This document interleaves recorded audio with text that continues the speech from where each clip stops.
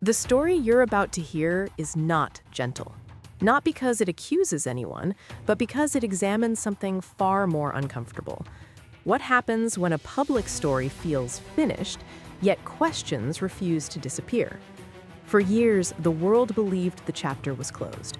The romance had been told, the wedding had been watched, the children had been announced. The headlines moved on. But silence does not always mean resolution. Sometimes it means uncertainty has simply learned how to wait. This is not a story about verdicts or proof. It is a story about doubt, about how doubt forms, how it spreads, and why certain narratives, especially royal ones, become magnets for suspicion. From the outside, everything appeared complete. A modern royal love story, 2 pregnancies, 2 children, a carefully presented image of family, continuity, and progress, the kind of story institutions rely on to project stability. But behind that polished presentation, a parallel conversation began to grow quietly online. Not loudly, not all at once, but persistently. It started with inconsistencies people felt, not facts they could prove. Moments that didn't align with expectations, timelines that felt compressed, decisions that departed from a long-standing tradition without clear explanation.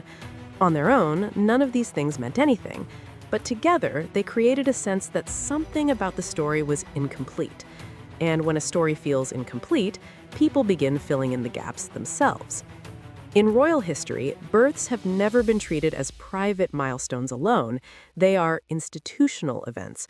For generations, they followed rigid patterns designed to remove doubt: public confirmations, medical witnesses, official documentation, visible continuity.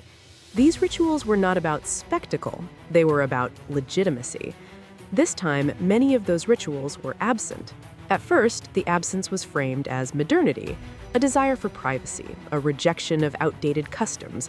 For many, that explanation was enough. But for others, the removal of procedure created questions, because privacy and verification are not mutually exclusive. One can exist without eliminating the other. When procedure disappears, curiosity takes its place.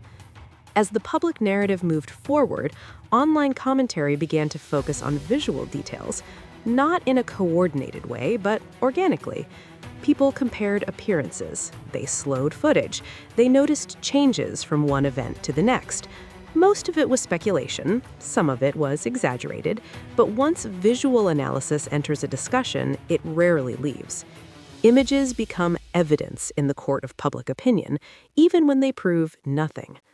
The escalation began not because of a single clip or photo, but because of repetition. Repetition creates pattern. Pattern creates belief, and belief does not require confirmation to feel real. At the same time, silence from official channels allowed the discussion to grow. No clarifications, no corrections, no firm explanations. Silence is often strategic, but online, silence is rarely interpreted as confidence. It is interpreted as avoidance, and that interpretation became the foundation of everything that followed. Gradually, online narratives evolved from questions into theories, theories into stories, stories into certainty for those already inclined to distrust official narratives. The language shifted. What began as "something feels off" became "something was hidden." And this is the moment where many controversies cross a dangerous line. Because once people believe something was hidden, they stop asking whether it's true and start asking why it was hidden. At that point, proof becomes secondary, motivation becomes the focus. Social media accelerated this transformation. Clips circulated without context, old footage resurfaced stripped of timelines, commentary hardened into conviction. The louder the denial from supporters, the stronger the belief among skeptics that denial itself proved something. That's the paradox of modern rumor culture. Every response fuels it. Every silence fuels it. There is no neutral position. Into this environment came a new development: highly produced content meant to reinforce authenticity. Imagery from the hospital, personal moments, visual confirmation. On the surface, these materials appeared designed to close the conversation.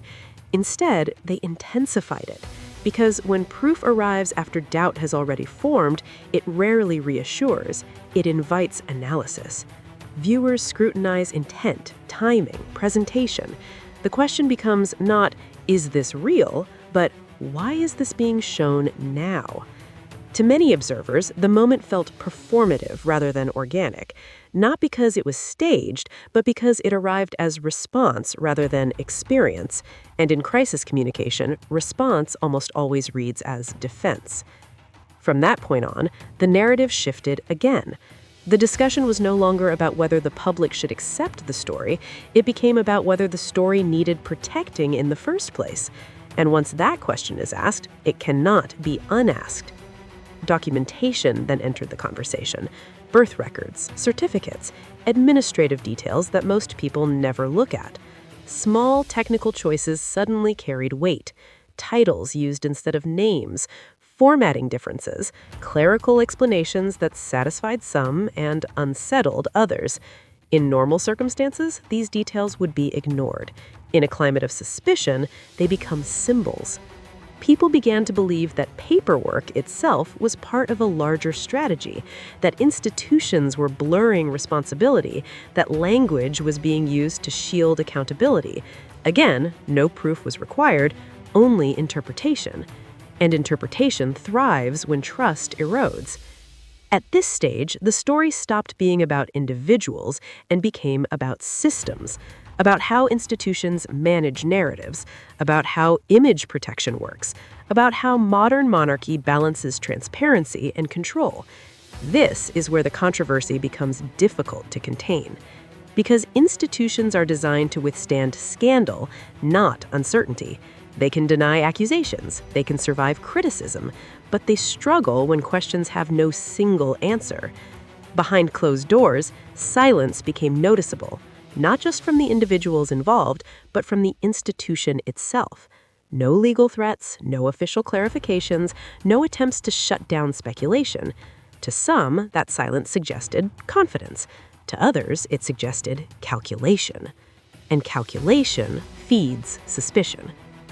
At the center of the discussion, however, are not institutions or commentators, but two children born into a narrative they did not create. A narrative now being pulled apart by strangers, searching for truth, validation, or confirmation of what they already believe.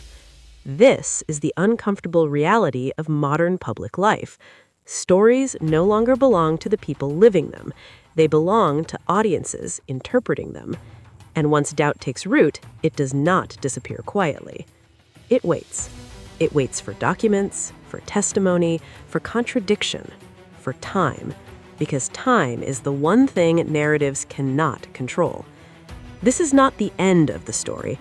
It is the moment when belief and evidence begin to drift apart, when certainty fractures, when silence becomes louder than explanation. And when that happens, the pause before the truth, whatever it may be, becomes the most dangerous part of all. Once doubt enters a public story, it rarely leaves on its own. It settles in quietly, feeding on gaps, inconsistencies, and unanswered questions. And in the modern media landscape, silence does not calm those doubts, it sharpens them. After the initial questions surfaced, what followed was not confrontation, but absence. No detailed explanations, no effort to walk the public through procedures, no attempt to clarify what had changed and why. In most cases, that kind of restraint would be considered dignified, but in a story already shaped by suspicion, restraint reads differently. It feels deliberate, calculated, strategic. Institutions understand this better than anyone. They know that denying speculation can legitimize it. They know that responding emotionally can escalate it. So they choose silence, hoping time will dull curiosity. Sometimes it works, sometimes it doesn't. In this case, time did the opposite. As months passed, online discussions didn't fade. They refined themselves. The language shifted from emotional reaction to analytical tone. Commentators stopped asking, "What if?" and started asking, "Why wasn't this addressed?" That shift matters. Because once a conversation moves from accusation to process, it becomes harder to dismiss as noise. People began comparing this situation to past royal practices, not to accuse, but to contrast. For generations, the monarchy relied on ritual not for tradition's sake, but for trust. Rituals existed to eliminate ambiguity. When those rituals disappeared without explanation, ambiguity rushed in to replace them. Ambiguity is dangerous for institutions because it invites interpretation. At the same time, the rise of independent commentary platforms changed the power dynamic. Information no longer flows one way. Clips are replayed endlessly, statements are dissected frame by frame, and context, once lost, is reconstructed by audiences rather than authorities. That's how a narrative begins to live outside its creators. Every attempt to reinforce the official story, whether through appearances, interviews, or curated moments, was met with intensified scrutiny. Instead of reassurance, these moments became material for further analysis. Viewers questioned timing, intent, presentation, not because the moments were false, but because they arrived in response to doubt rather than preceding it. In media psychology, this is known as reactive framing. Once a narrative becomes reactive, it stops feeling organic. It feels defensive, even when it isn't meant to be. From there, attention turned to records. Not because most people understand legal documentation, but because records symbolize permanence. When names, titles, or formatting differ from expectations, people assume intent. Administrative explanations rarely satisfy an audience already conditioned to distrust official messaging. And this is where the story crosses from personal controversy into institutional concern. The monarchy does not function like celebrity culture. It is bound by constitutional expectations, historical precedent, and public accountability. When questions touch legitimacy, even indirectly, they resonate far beyond gossip. They reach into law, governance, and national identity. That is why silence at the stage feels heavier. Silence no longer appears neutral. It feels like containment. Behind the scenes, institutions often prepare for possibilities long before they acknowledge them publicly. Risk assessment does not mean admission. It means contingency, quiet planning, scenario modeling, not because something is proven, but because uncertainty itself carries cost. And uncertainty, once public, cannot be recalled. What makes this moment particularly fragile is that it no longer belongs to those at the center of the story. It belongs to perception, to belief, to a public trained to question narratives rather than accept them. At the heart of all this are two children who did not choose the circumstances into which they were born. Children who exist not as symbols, but as people. Yet they have become focal points in a conversation far larger than themselves. A conversation about trust, transparency, and the limits of narrative control. That is where the stakes rise. Because once public confidence wavers, institutions must decide what matters more, maintaining silence or restoring clarity. Neither option is without risk. Speaking invites scrutiny, remaining silent invites speculation. And the longer the pause lasts, the more room there is for others to define the story. This is the paradox of modern power. Control no longer comes from withholding information. It comes from managing interpretation. And interpretation cannot be managed once belief hardens. What happens next is uncertain. New explanations could emerge, clarifications could be offered, or silence could continue, allowing time to erode interest. But one thing is already clear. This is no longer a fleeting online discussion. It has matured into a case study of how narratives fracture when trust erodes. The story is no longer about proving something true or false.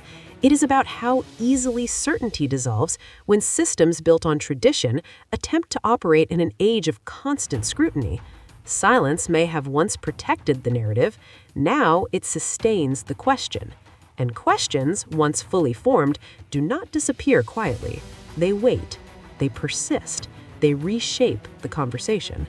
This is not the conclusion, it is the threshold, the point where the story stops being editable and starts being interpreted without permission. Whatever the truth may ultimately be, one reality remains unavoidable. In the modern world, stories don't end when institutions decide they are finished. They end when the public believes they finally understand them. And until that moment arrives, the silence will continue to speak.